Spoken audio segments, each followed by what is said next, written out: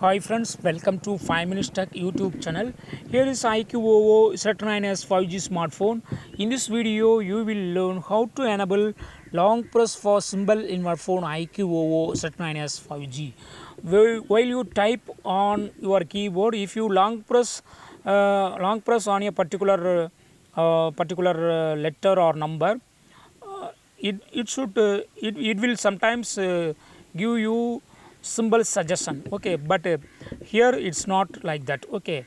By default it is not appearing. There is this, you cannot symbol by long pressing a letter, okay, letter or number, okay.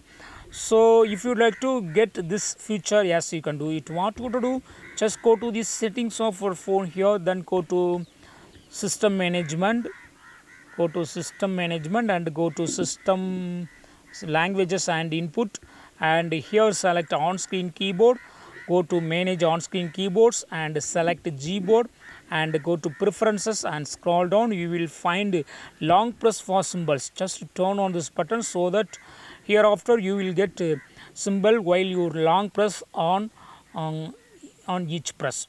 That is, I am pressing here on G and it shows and symbol, and in U it shows this arrow symbol, in R it shows this symbol, okay.